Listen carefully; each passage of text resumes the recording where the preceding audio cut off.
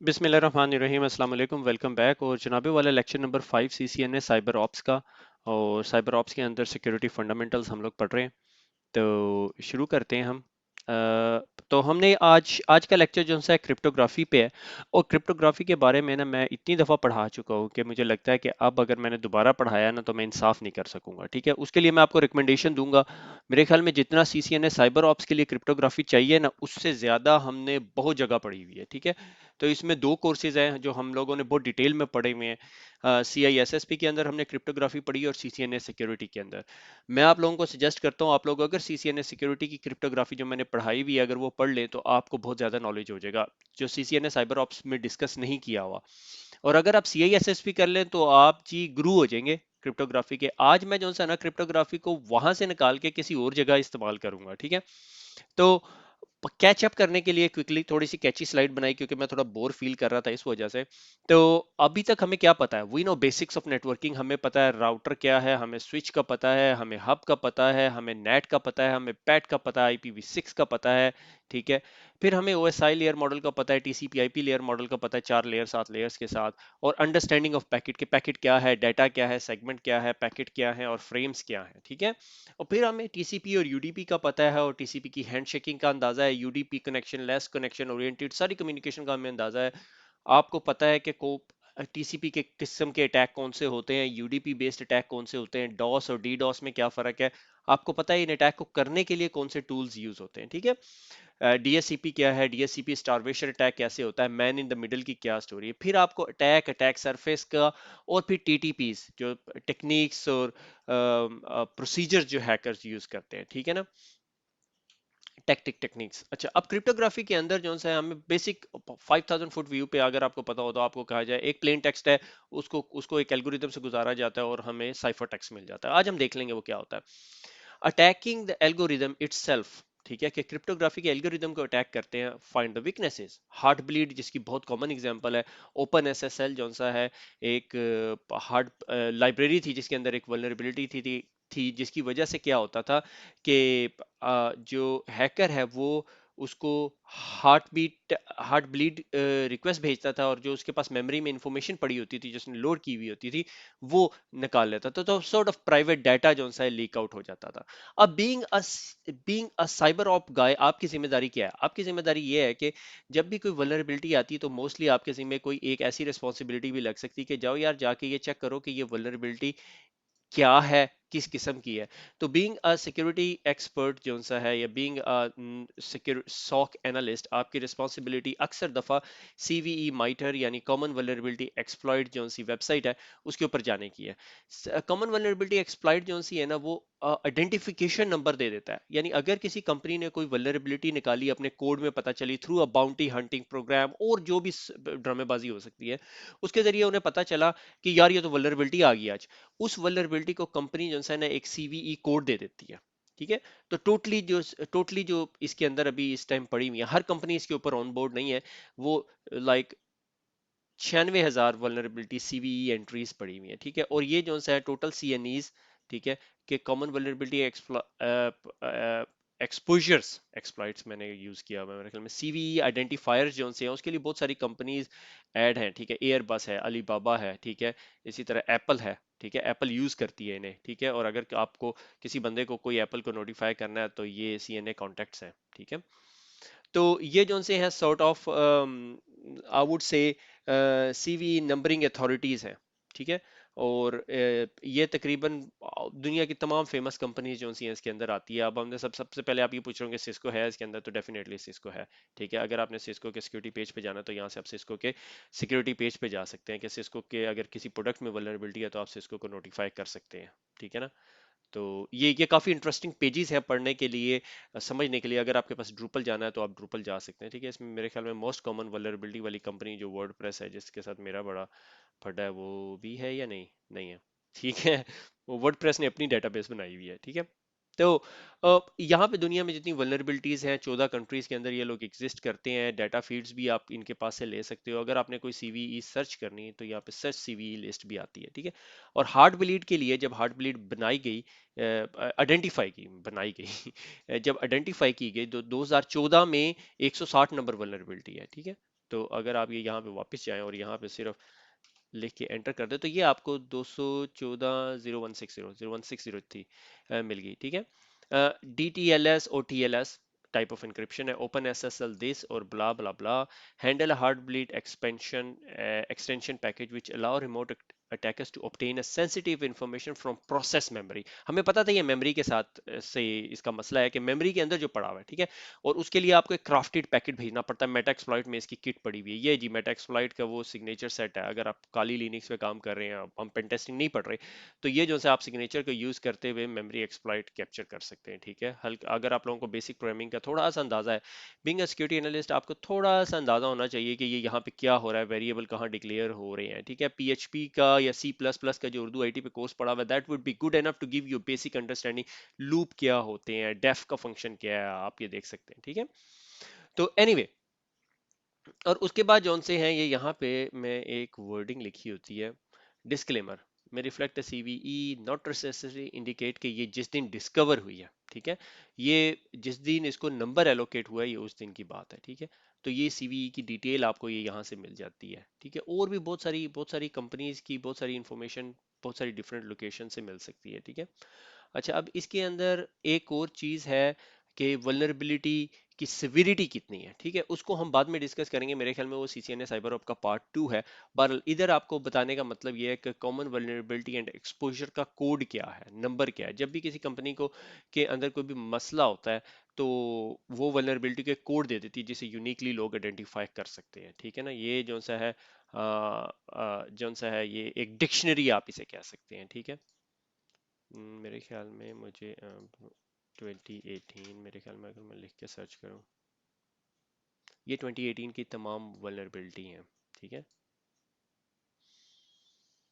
अच्छा वापस चलते हैं। तो वो टीएलएस को लेवरेज करता था, वो जो ये जो वल्नरेबिलिटी थी। तो इसी तरह जो सा है हैकर जो से हैं बहुत सारी क्रिप्टोग्राफी की या इंक्रिप्शन की जो चीजें हैं उनको एक्सप्लॉइट करने की कोशिश करते हैं, ना कि इंक्रिप्शन ब्रेक करने की कोशिश करते हैं, वीकनेसेस फाइंड करने की कोशिश करते हैं, जहां हैंडशेक हो रहा है, जहां सिक्योरिटी कोड डिस्कस हो रहा है। यूज हैकर्स कहाँ यूज करता है क्रिप्टोग्राफी, हैकर कहाँ यूज करता है, कमांड एंड कंट्रोल की ट्रैफिक जा रही है। ठीक है, उसने आया, अब यहाँ पर यहाँ तक आपको कमांड एंड कंट्रोल का पता है। ठीक है, कमांड एंड कंट्रोल C2 या कमांड एंड कंट्रोल ये आपके तमाम डिवाइसेज हैं जो कंप्रोमाइज करती हैं। ठीक है, हम एक कॉमन अटैक देखेंगे भी। ठीक है, और ये आपकी फायरवॉल है और यहाँ से ये सारा डाटा जा रहा है। ठीक है, अब हैकर क्या कर रहा है, हैकर ये सारी इंफॉर्मेशन से फॉर एग्जांपल अभी पिछले दिनों एक न्यूज आई हुई थी कि जो चाइनीज कीबोर्ड है उनके अंदर की लॉगर लगा हुआ है। अब उसने किस तरह पता किया, उसने जब वो अपने पीसी से की लॉग्स की इंफॉर्मेशन वायरशार्क में कैप्चर की तो वो सारी की सारी प्लेन टेक्स्ट में एचटीटीपी की पोर्ट पे जा रही थी सारी की लॉग्स। ठीक है, तो हैकर जो स्मार्ट हैकर होता है वो एक्चुअली उस ट्रैफिक को इनक्रिप्ट करके भेज रहा होता है। अब जब वो इनक्रिप्ट करके भेज रहा होता है तो फायरवॉल पे आप देख रहे होते हैं कि ट्रैफिक जा रही है और वो टीएलएस टाइप की ट्रैफिक है, आप अब उसे डिक्रिप्ट नहीं कर सकते। अच्छा उसमें बहुत सारे लोग इस पे आर्ग्यूमेंट करते हैं यार जो फायरवॉल डिक्रिप्शन करती है, हाँ फायरवॉल डिक्रिप्शन जो करती है वो एक हद तक काम करती है, वो फर्दर उसको डिक्रिप्ट नहीं कर सकती अगर हैकर अपनी ही प्राइवेट कीज लेकर आ रहा है, वो नॉर्मली डिजिटल सर्टिफिकेट दिखा देते हैं। बहरहाल इस beyond the scope of this discussion, इस पर बहुत डिटेल डिस्कशन हो सकती है, बल्कि लेक्चर बन सकता है। तो कमांड एंड कंट्रोल की जो ट्रैफिक है वो इनक्रिप्टेड है और फायरवॉल जो सी है उसको एसएसएल डिक्रिप्ट नहीं कर सकती। ठीक है, वो एसएसएल डिक्रिप्शन एक सेपरेट डिस्कशन है, फायरवॉल से रिलेटेड कोई आर्ग्यू कर सकता है आपके साथ, मगर उसको अभी हम टच नहीं कर रहे। अच्छा इनवैलिड सर्टिफिकेट्स भी होते हैं। ठीक है, कि भाई सर्टिफिकेट जो से इनवैलिड कर दिए, और एच की जो वेबसाइट है जब आप उस पर जाते हैं तो इनवैलिड सर्टिफिकेट होता है या आउटडेटेड सर्टिफिकेट होता है। Show trusted certificate and untrusted certificate. अच्छा ये मैंने एक पॉइंट लिखा था अपने लिए कि मैं आपको दिखा सकूं कि अगर आपने अपने क्रोम ब्राउजर के अंदर जाना हो तो क्रोम ब्राउजर के अंदर बहुत सारे आपके पास, या किसी भी ब्राउजर के अंदर आप जाते हैं तो बहुत सारे आपके पास वो पड़े होते हैं, उसे क्या कहते हैं, सर्टिफिकेट्स होते हैं जिसको आपका ब्राउजर ट्रस्ट या अनट्रस्ट कर रहा होता है। ठीक है, किधर होगा उसके,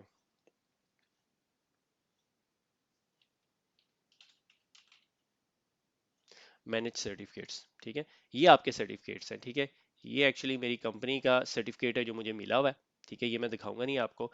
इंटरमीडिएट सर्टिफिकेट, ये तमाम वो कंपनीज हैं जिनके सर्टिफिकेट्स मेरे ब्राउजर के अंदर लोड हुए हुए हैं। ठीक है, और ये ट्रस्टेड सर्टिफिकेट है। ठीक है, अगर मैं इसको डबल क्लिक करूंगा तो ये देखो मुझे गो डैडी ने दिया हुआ है ये सर्टिफिकेट, गो डैडी ने मुझे नहीं दिया हुआ, ये गो डैडी अगर किसी को भी साइन करेगा तो इसके पास एक लिस्ट होगी। इसकी किस तरह मैं एग्जांपल देता हूँ कि आप जा रहे हैं और पुलिस ने आपको रोका और उसने कहा ड्राइविंग लाइसेंस दिखाओ अपना, आपने ड्राइविंग लाइसेंस दिखाया, उसके पास एक फोल्डर है, उसके अंदर तमाम ड्राइविंग लाइसेंस अथॉरिटीज की स्टैंपों की कॉपियां पड़ी हुई हैं। वो स्टैंप देखेगा और अपने पास उसको कंपेयर करेगा, कहेगा हाँ ये वैलिड वैलिड ड्राइविंग लाइसेंस है, ठीक है, ये पासपोर्ट पे जो इंटरनेशनल बार कोड नंबर्स लगे हैं अब, ठीक है। तो ये सर्टिफिकेट है, ये सर्टिफिकेट किस किस्म के काम कर सकता है, इसको क्या अथॉरिटीज हासिल है, वो सारा कुछ इसमें लिखा होता है, ठीक है। ये इंटरमीडिएट सर्टिफिकेट्स है। रूट सर्टिफिकेट्स, रूट सर्टिफिकेट जो मास्टर रूट सर्टिफिकेट्स जो कंपनीज हैं उनके ये सर्टिफिकेट्स हैं। नॉर्मली क्या होता है कि अगर आप मेरा एमसीएसए का जो पुराना डिजिटल सर्टिफिकेट्स का लेक्चर सुने या पढ़ के आए हुए हैं, या सीसीएनए सिक्योरिटी के अंदर हमने डिजिटल सर्टिफिकेट डिस्कस किए, तो हमने उसके अंदर बहुत डिटेल में डिस्कस किया हुआ है। तो सर्टिफिकेट अथॉरिटीज डिस्कस की हुई हैं, ठीक है। सर्टिफिकेट अथॉरिटीज एक कंपनीज होती हैं, जिस तरह हमारी लाइसेंसिंग अथॉरिटी होती है यूके के अंदर जो से डीवीएलए होता है, पाकिस्तान में जो भी लाइसेंसिंग, इंडिया में जो भी लाइसेंसिंग अथॉरिटी है, यूएई में या मिडिल ईस्ट में जो भी लाइसेंसिंग अथॉरिटी है, वो आपको एक लाइसेंस दे देती है। जब पुलिस के पास जाती है तो पुलिस आइडेंटिफाई कर सकती है उस सर्टिफिकेट को, ठीक है। तो ये एक सर्टन टाइप की कोई कंपनी है, ठीक है। ये ट्रस्टेड पब्लिशर है और अनट्रस्टेड पब्लिशर। अनट्रस्टेड देखने वाले हैं इंटरेस्टिंग, ठीक है। डिजीनोर का आपको याद हो कि काफी अर्सा पहले जो सा 2012-13 या 11-12 की बात है, जब ये इनके सर्टिफिकेट फाइंड आउट हुए थे, has been revoke by certificate authority. Certificate authority ने कहा कि हमने जो ये इशू किए थे, ये किसी ने हमसे चोरी कर लिया और उसकी वजह से जो है ये अब अनट्रस्टेड सर्टिफिकेट है। Certificate was revoke by certification authority, ठीक है। तो ये सर्टिफिकेट्स की थोड़ी सी हल्की सी बात या डिस्कशन हुई है कि ट्रस्टेड सर्टिफिकेट कौन से हैं और अनट्रस्टेड सर्टिफिकेट्स कौन से हैं, ठीक है। अगर आप किसी सर्टिफिकेट को देखना चाहते हैं तो आप यहाँ पे व्यू करके आप देख सकते हैं। अगर आप किसी सर्टिफिकेट को रिमूव करना चाहते हैं, आप रिमूव भी कर सकते हैं। मुझे नहीं पता ये यहाँ पे रिमूविंग की वो देगा या नहीं। आप किसी सर्टिफिकेट को कहते हैं कि यार ये सर्टिफिकेट क्लाइंट अथेंटिकेशन के लिए यूज कर सकते हैं, आप उसके पर्पस या एक्शन चेंज कर सकते हैं। अब मकसद ये बताने का आपको ये नहीं है कि आपने चेंज करना है, मे बी हैकर कहीं पे जाके या कहीं जाते साथ अपना सर्टिफिकेट यहाँ ट्रस्टेड सर्टिफिकेट्स में इंस्टॉल करता हो, ठीक है। और इस चीज को देखने के लिए एमएमसी भी एक बहुत अच्छी जगह है, कंसोल है, मैनेजमेंट कंसोल जिसे हम कहते हैं। और ये यहाँ पे ऐड एंड रिमूव स्नैप इन के अंदर जाके अगर आप सर्टिफिकेट्स को ऐड कर दें, ठीक है, कंप्यूटर अकाउंट के जितने सर्टिफिकेट्स हैं लोकल कंप्यूटर फिनिश कर दें और ओके कर दें, ये सर्टिफिकेट आ गए, personal trusted enterprise trusted publishers untrusted certificates, ठीक है। और ये सर्टिफिकेट्स हैं सारे के सारे, ठीक है। ये वही है जो आपको मैंने वहां दिखाए हैं, ठीक है। तो आप यहाँ पे इंपोर्ट कर सकते हैं और पर्सनल सर्टिफिकेट्स भी दिखा सकते हैं, ठीक है। 12, ये थोड़ा सा beyond the scope of this topic हो गया, ठीक है। वापस चलते हैं अपनी स्लाइड्स के ऊपर, देखते हैं वहां पे क्या रहता है, ठीक है। तो ये हो गया जी HTTP HTTPS किस्म की इंक्रिप्शन। ये भी सारी की सारी इंक्रिप्शन जो सी है हमारे लिए बहुत इंपॉर्टेंट होती है, क्योंकि इसके बगैर, इसके ऊपर हम अपनी बहुत प्राइवेट इंफॉर्मेशन भेज रहे होते हैं।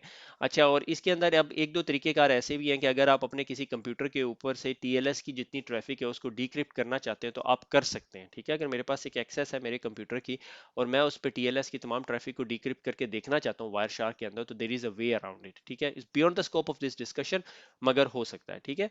उसके लिए मैं फिर किसी दिन आपको डिटेल में बताऊंगा, अभी अभी का टॉपिक नहीं है। अच्छा, मुराई मिराई, डिफरेंट कंट्री के लोग उससे डिफरेंट तरीके से डिस्कस करते हैं। लास्ट ईयर मुराई जो सा है एक मेलवेयर आया था जो सीसीटीवीज को जो सा है वो हैक करता था, और उन सीसीटीवी से उसने बॉटनेट आर्मी बना ली थी। और बॉटनेट इतनी बड़ी आर्मी थी कि उसने कुछ जगहों पे जो सा है डिनाइल ऑफ सर्विस अटैक किया था, जो 620 जीबी के करीब किया था, ठीक है।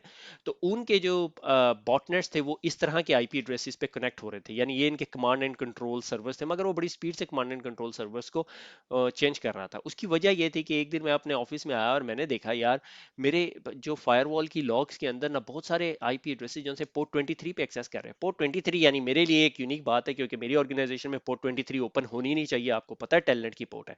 आपने कहा यार ये साली टेलनेट की पोर्ट क्या मसला है, इसका मसला क्या है, इसको कैसे सॉल्व किया जाए। तो जब मैंने वो ट्रैफिक देखनी शुरू की तो हमें पता चला मुराई बॉटनेट है। ये 2016 की बात है, 2016-17 मेरे ख्याल में इसी दौरान की बात है।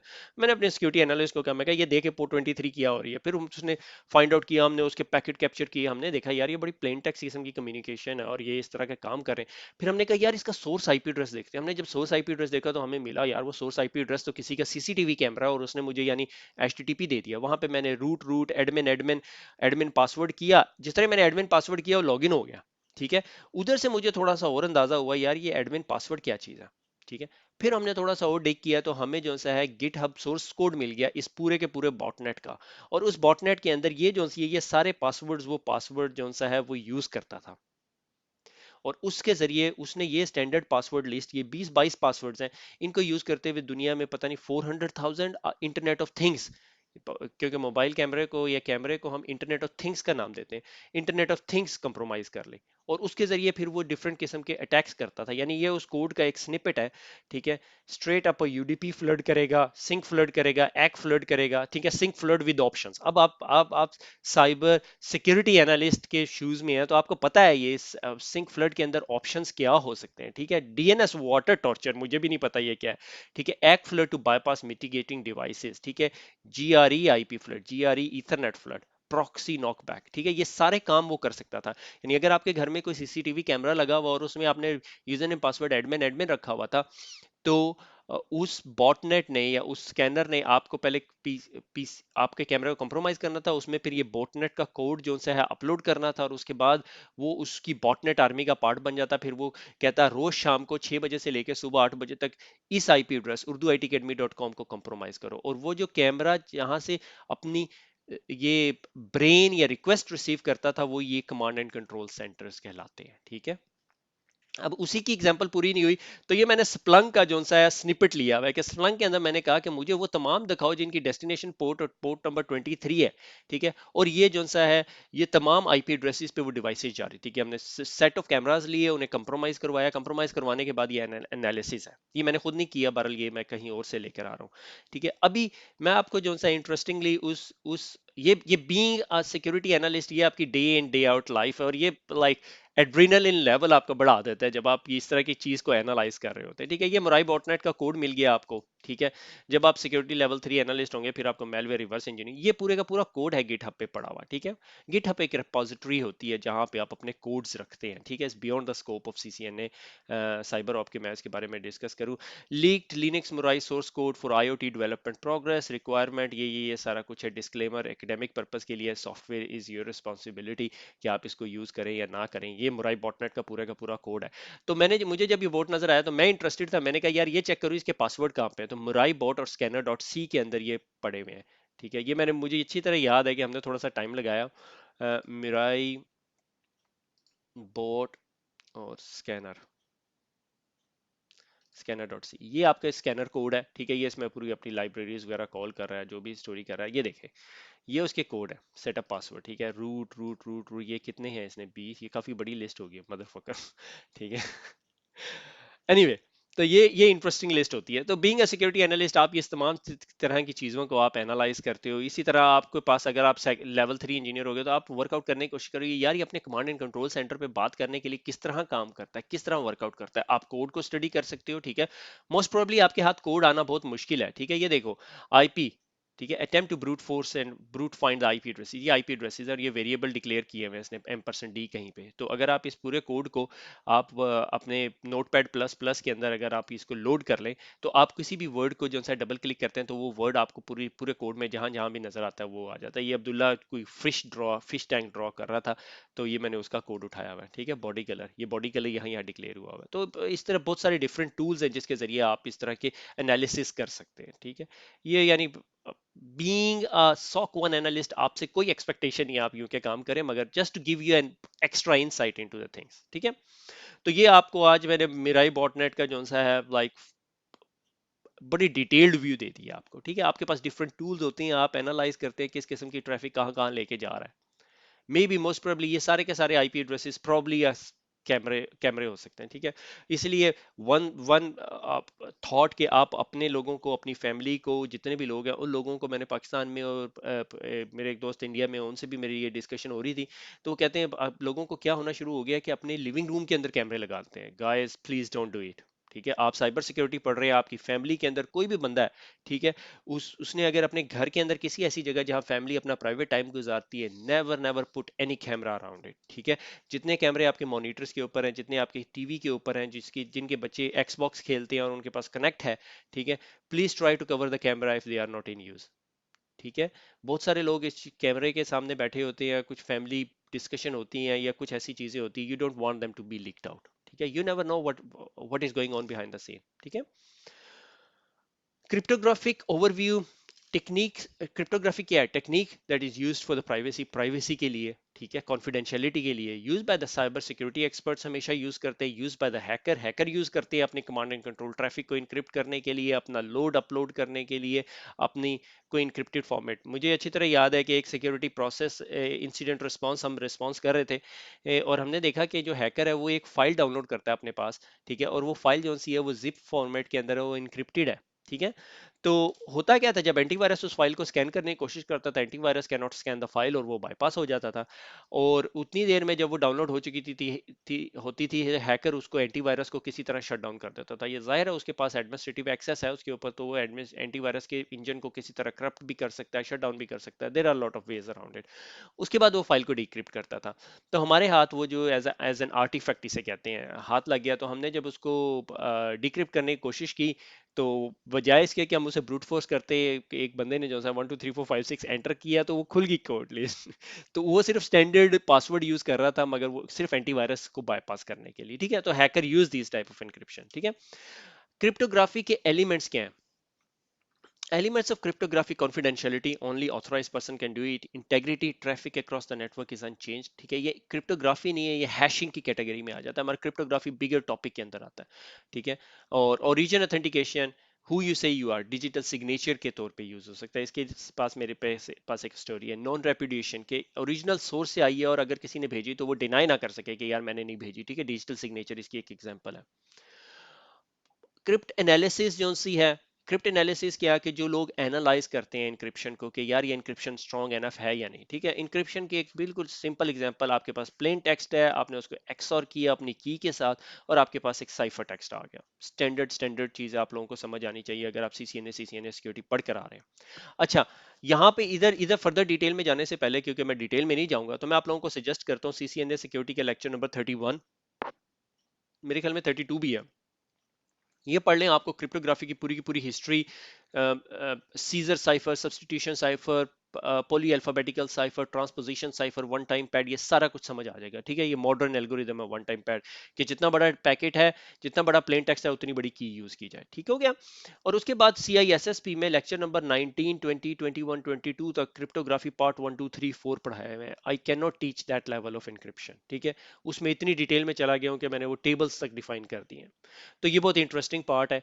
सो ये सारी चीजें जो से आप उन लेक्चर्स में देख सकते हैं। तो I am not going to try to invent the wheel.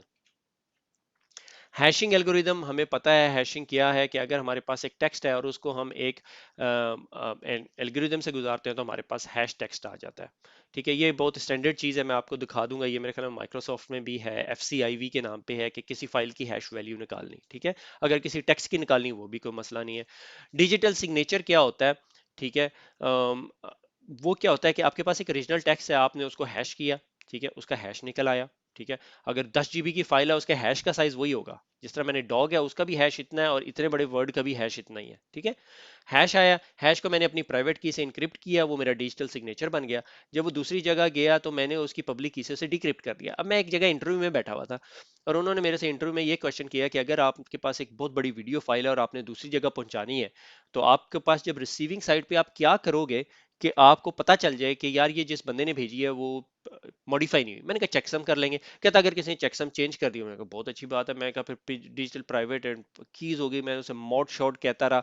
Sorry, मैंने उसे टेक्निकल डिटेल एल्गोरिदम सारा डिफाइन कर दिया, मेरे जहन में डिजिटल सिग्नेचर वर्ड नहीं आया, ठीक है। तो उस इंटरव्यू की फीडबैक बहुत अच्छी नहीं थी। तो आपको आपको ये जो वर्ड है ये समझ आना चाहिए। जैसे कोई डिजिटल सिग्नेचर की बात करो, तो इसका मतलब है कि आप आइडेंटिफाई कर रहे हैं, ऑथेंटिकेट कर रहे हैं किसी बंदे को, कि हाँ भाई ये बंदा ये वही है जो वो क्लेम कर रहा है, ठीक है ना। तो उसने डिजिटल सिग्नेचर करके अगर वहां से फाइल चले, और यहाँ पे मेरे पास आए, मैं पब्लिक की से उसकी फाइल को खोल के उसकी हैश वैल्यू फाउंड कर लूँ, तो डाटा इंटेग्रिटी वेरीफाई होगी ना, कि रास्ते में किसी ने डाटा को छेड़ा ही नहीं है। तो ये इंटेग्रिटी के लिए यूज होता है। बहरहाल ये सारी चीजें मैंने जो सा ये बताने की जरूरत नहीं थी, क्योंकि ये इन तमाम लेक्चर्स के अंदर मैंने बहुत डिटेल में डिस्कस की हुई है। हाँ, इंक्रिप्शन वर्क, आपके पास पैकेट होता है, आप उसे एक की से इंक्रिप्ट करते हैं, दूसरी साइड पे जाते हैं डिक्रिप्ट करते हैं। उसमें सिमेट्रिक इंक्रिप्शन के अंदर सेम की यूज होती है, सिमेट्रिक में डिफरेंट कीज यूज होती हैं। प्लेन टेक्स्ट के साथ की मिल जाती है तो वो साइफर टेक्स्ट बन जाता है, ठीक है। और की length is a main factor, कि अगर भी किसी भी इंक्रिप्शन को ब्रेक करने की अगर वैल्यू देखी जाए, तो हम की लेंथ का हिसाब लगाते हैं कि की लेंथ कितनी बड़ी है, ठीक है। उसके लिए हम वर्ड यूज करते हैं की स्पेस, ठीक है। 16 बिट की जोन सी है वो आपको 65,536 कम्बिनेशन आपको ट्राई करने पड़ेंगे। अगर 56 बिट की है तो 7.2 इंटू 10 raised to power 16, अब AES 256 और की अब आप साइज का अंदाजा लगा लें, ठीक है। अच्छा, उसके बाद जो सा क्रिप्ट एनालिसिस जो सा है वो के अंदर एक चीज आती है, brute force attack. Every algorithm is vulnerable to the attack, ठीक है। डेस और AES depending upon the key size. अगर आपने इंक्रिप्शन बहुत अच्छी की हुई है मगर की आपने एक ऐसी रखी हुई है जो प्लेन टेक्स्ट में टेक्स्ट फाइल में पड़ी हुई है और किसी के हाथ लगी तो बहुत बड़ा मसला है। तो की मैनेजमेंट सर्विसेज लाइक Amazon के अंदर एक सर्विसेज सेल होती है विच इज कॉल्ड KMS, की मैनेजमेंट सर्विस, और बहुत सारी कंपनीज यूज करती हैं।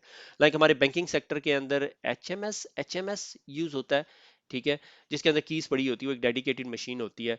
अच्छा, अब क्रिप्ट एनालिसिस के अंदर एक टाइप ऑफ अटैक्स या क्रिप्टोग्राफी को अंडरस्टैंड करने के लिए अटैक होते हैं, is called cipher text only attack, ठीक है, कि आपके पास मल्टीपल साइफर टेक्स्ट हैं और आपने की फिगर आउट करनी है, ठीक है। इनक्रिप्टेड डिक्रिप्टेड नहीं है, नॉन प्लेन टेक्स्ट। आपको साइफर टेक्स्ट का भी पता है कि हेलो है और ये हेलो की इंक्रिप्शन है, अब आपने इसको अटैक करना है, ठीक है। chosen plain text कि know that data is getting encrypted, then you choose what text to encrypt, कि आप फिर थोड़ा मैनिपुलेशन भी कर सकते हैं। और chosen cipher text access to the decrypted plan, decrypted data and a plain data both, ठीक है। तो ये भी टाइप ऑफ अटैक्स हैं जो हमने क्रिप्ट एनालिसिस के लिए यूज किए हैं। मोस्टली ये आप आपकी प्रैक्टिकल लाइफ में आपको इसकी इतनी जरूरत नहीं पड़ती बीइंग अ सॉक एनालिस्ट, मगर फिर भी it's good to know. Birthday attack एक पैराडॉक्स है, ठीक है, एक हवा जिसे हम कहते हैं, एक थ्योरी है कि अगर 23 लोगों को एक कमरे में इकट्ठा कर दिया जाए तो हाई प्रोबेबिलिटी है कि दो बंदे जो से हैं उनकी बर्थडे सेम होगी। इसकी वजह क्या है कि it's a way of brute forcing, ठीक है ना।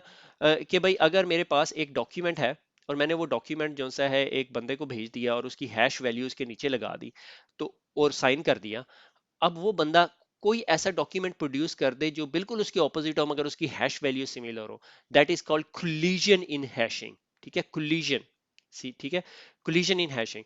तो इस चीज को एक्सप्लॉइट करने के लिए बर्थडे अटैक की एग्जांपल दी जाती है, ठीक है। Web server using a TLS3 cipher, this is your customer attacker sniff a customer data, send a bogus data to the server until it matches a key is found, ठीक है, matching की मिल जाए उसे। ये सॉर्ट ऑफ बर्थडे अटैक की theory है। ये निस्ट का अगेन ये निस्ट का एक डिटेल डॉक्यूमेंट है। अगेन जो CVE कोड नंबर मिल गया तो इसे पता चल रहा है ये 2016 की वल्नरेबिलिटी है जिसको अभी हम डिस्कस करने जा रहे हैं।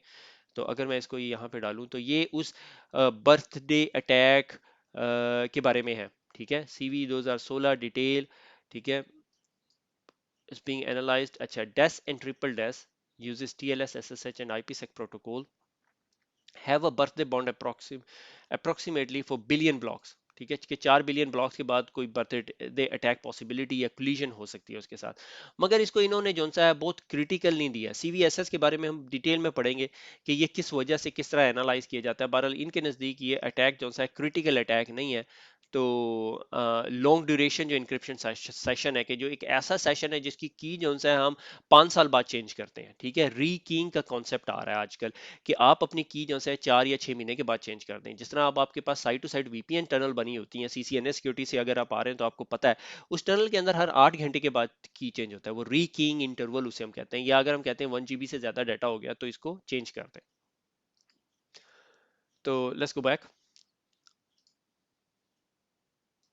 अच्छा, ये इससे अगली जो स्लाइड है वो मैं ऑलरेडी डिस्कस कर चुका हूँ पीछे। तो ये एसिमेट्रिक एल्गोरिदम जहां हमने मेंशन किया है कि डिफरेंट कीज यूज होती हैं तो उसका मैथमेटिकल स्टफ जो सा मैंने एक्सप्लेन किया है। तो I am going to bypass this one.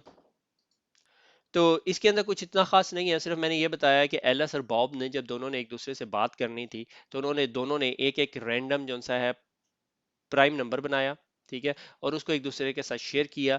और उसके बाद उन्होंने नंबर शेयर किया 7 और 8 या 8 और 12, जो भी नंबर उन्होंने शेयर करना था। और उसके बाद जो उन्होंने मिल के एक नंबर ड्राइव किया वो नंबर 16 था जो आज तक नेटवर्क पे कभी भी नहीं गया और वो हमारा शेयर्ड सीक्रेट की है। और इस की बेस पे मैं जो सा इतनी देर तक अपनी कम्युनिकेशन कर सकता हूँ। अच्छा, फॉर द एग्जाम पर्पज आपको ये डिफी हेलमन के ग्रुप के ये जो की साइजेस हैं ये सारे याद होने चाहिए, ठीक है।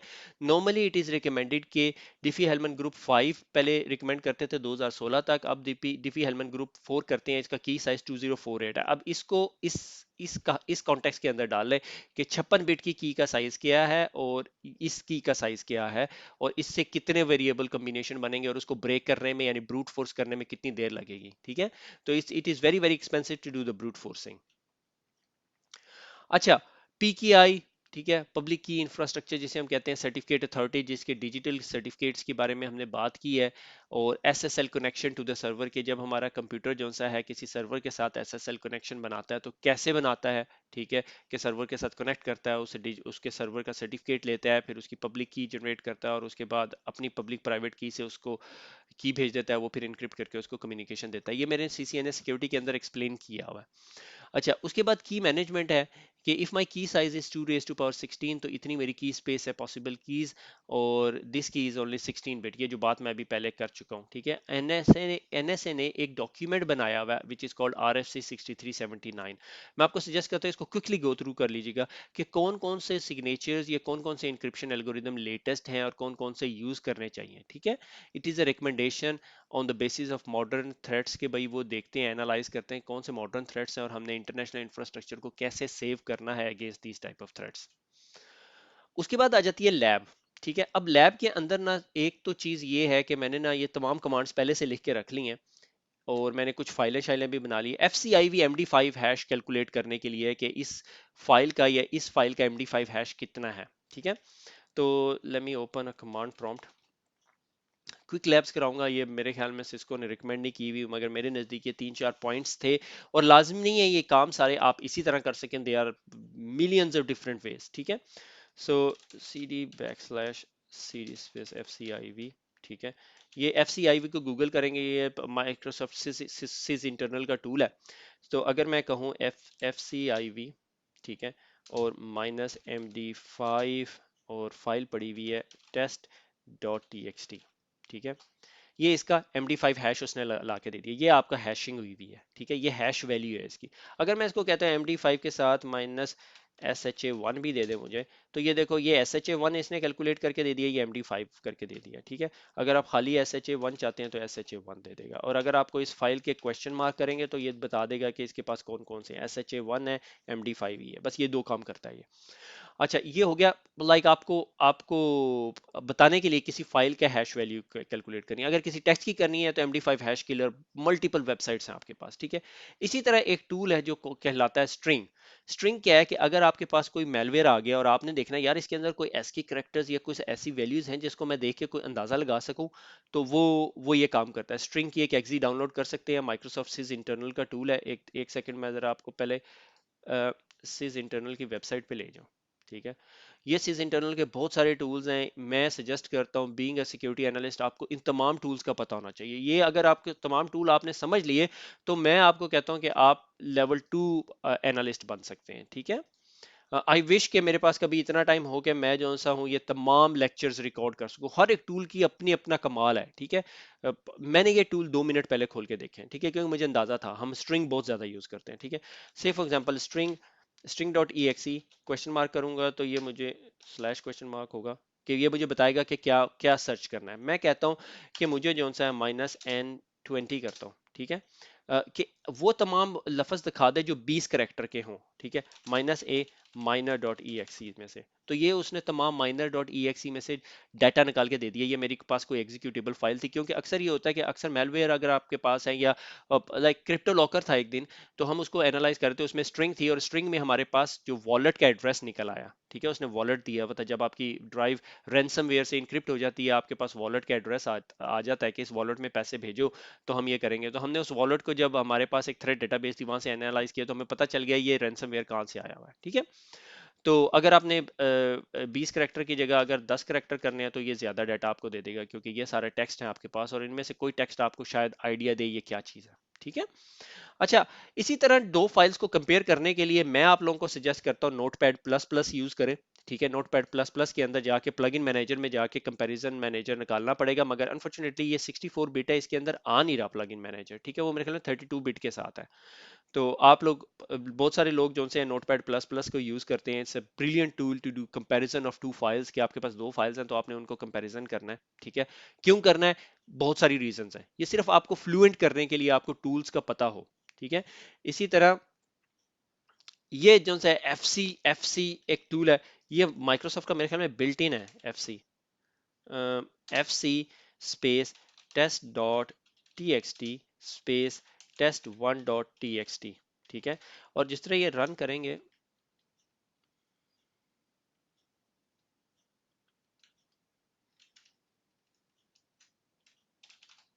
D I R test and test one dot T x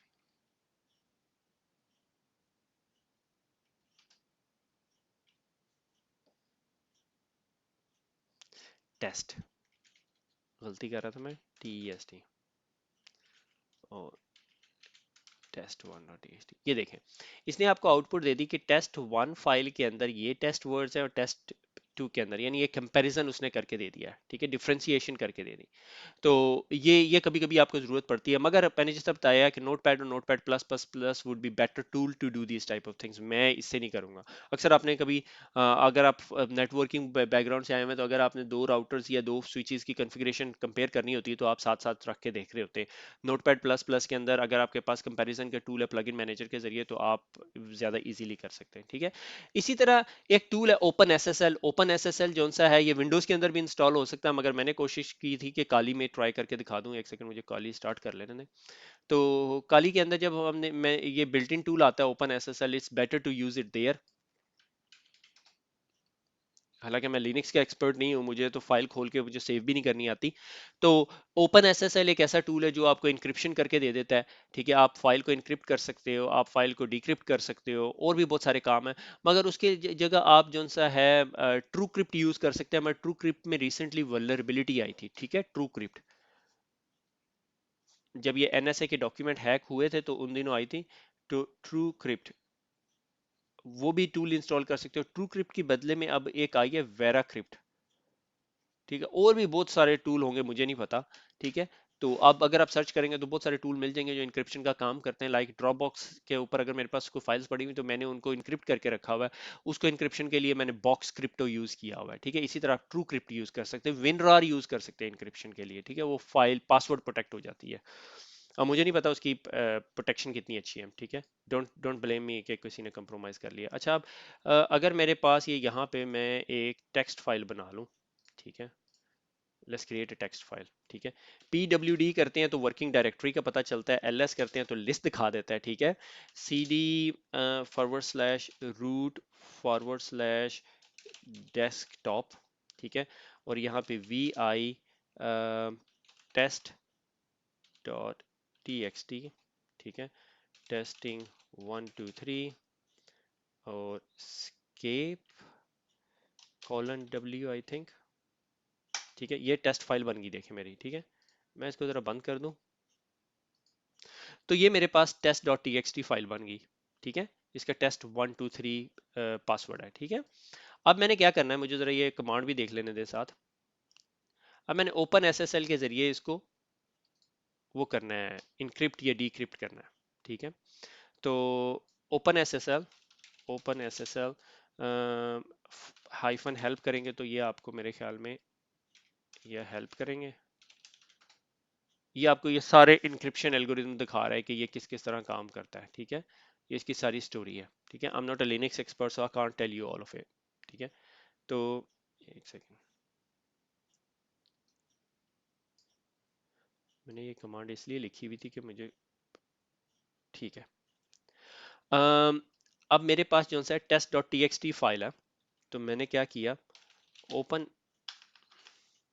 open S S L.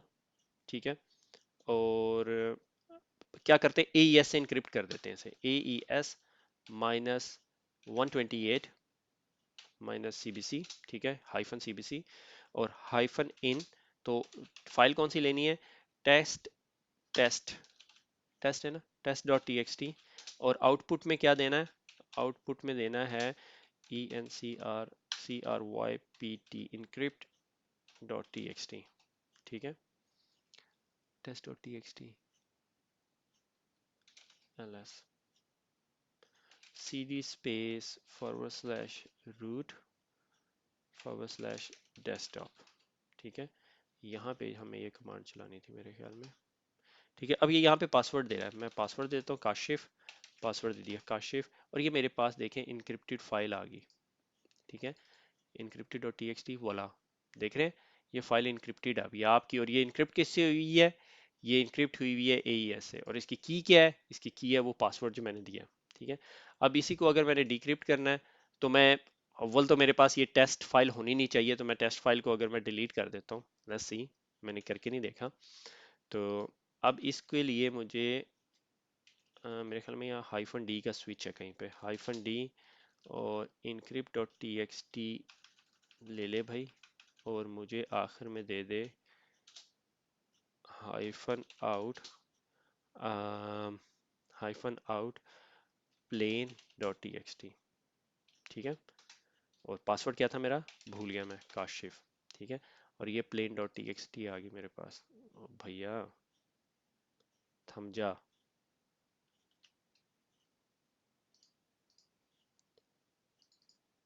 Plane वाला। ठीक है, आपका डाटा इंटैक्ट है, बिल्कुल इंटैक्ट है, मैंने फाइल आपके सामने डिलीट की थी। तो ये एक ओपन एसएसएल से यूज, ओपन एसएसएल से और भी बहुत सारे काम कर सकते हैं आप अपनी पब्लिक की भी बना सकते हैं, प्राइवेट की भी बना सकते हैं। अक्सर दफा क्या होता है कि लिनक्स का एडमिनिस्ट्रेटर आपको कहता है, जो बहुत सिक्योरिटी कॉन्शियस है, वो आप उसे कहते हो यार मुझे इस लिनक्स के बॉक्स पे एक्सेस दे दो। ठीक है, और वो कहता है अच्छा मुझे अपनी पब्लिक और प्राइवेट की, अपनी पब्लिक की भेज दो। ठीक है, आप उसे अपनी पब्लिक की भेजते हैं और वो आपकी पब्लिक की को अटैच कर देता है एक यूजर नेम के साथ। और अब आपने लॉगिन करना है, और आपने लॉगिन कैसे करना है, अपनी प्राइवेट की को यूज करते हैं। आपको यूजर नेम वो भेज देगा, आपने यूजर नेम देना है और अपनी प्राइवेट की यूज करनी है और उसको कर देना। अब सवाल ये पैदा होता है आप ये कैसे करेंगे? ओपन एसएसएल से भी हो सकता है, मगर मेरे पास एक और जुगाड़ू काम है। ठीक है, उन लोगों के लिए जो बेचारे मेरी तरह विंडोज को जानते हैं अच्छी तरह। ठीक है, इसको मैं बंद कर देता हूँ क्योंकि मुझे इसके पास आने की जरूरत नहीं पड़ेगी अभी। ठीक है, पावर ऑफ हो जा भाई। ठीक है, तो एक अगर आप पटी इंस्टॉल करें अपने पास, ठीक है, पटी एक एसएसएच का टूल है, तो उसके साथ एक टूल इंस्टॉल होता है पटी जेन के नाम पे, पटी जनरेशन। ठीक है, ये की जनरेटर होता है और ये आपको डिफरेंट किस्म की कीज ला के देता है। ठीक है, R S A, D S A, E C S A, elliptical curve encryption है, ये मुझे नहीं पता कौन सी है, एस एच ए वन भी है, और ऐसे 2048 बिट की, आप इसको यहाँ की साइज चेंज भी कर सकते हैं। ठीक है, 1024 भी कर सकते हैं। ठीक है, तो मैं इसको जो सा 2048 ही रहने देता हूँ। ठीक है, वो बल्कि 4096 कर देता हूँ। ठीक है, कुछ भी कर सकता हूँ, और मैं इसको कहता हूँ generate a public and private की पेयर, और वो जनरेट करना शुरू कर देता है और कहता है टू प्रोड्यूस द रैंडमनेस, तू यहाँ पे ना अपनी माउस हिलाता जा। तो मैं यहाँ पे जो सा mouse over a blank screen हिलाना शुरू कर देता हूँ। ठीक है, ये ब्लैंक स्क्रीन माउस हिल रहा है, रैंडमनेस प्रोड्यूस करनी है। ठीक है, कोई भी रैंडमनेस, ये जी मेरी पब्लिक की बन गई है। ठीक है, this is a public key for pasting into open SSL authorization key file. ठीक है, ये मेरी की फाइल बन गई। अब मसला ये है कि मेरे पास एक की है और एक प्राइवेट भी की है। ठीक है, तो मैं क्या करता हूँ, प्राइवेट की को जो सा सेव करता हूँ एक पासवर्ड के साथ, जैसे मैंने कह दिया काशिफ। ठीक है, और इसको मैंने सेव किया पब्लिक की को, और मैंने यहाँ पे पब्लिक की कर दिया। ठीक है, ये मेरी पब्लिक की होगी। ठीक है, this locating update permission desktop पे रख दे भाई तो।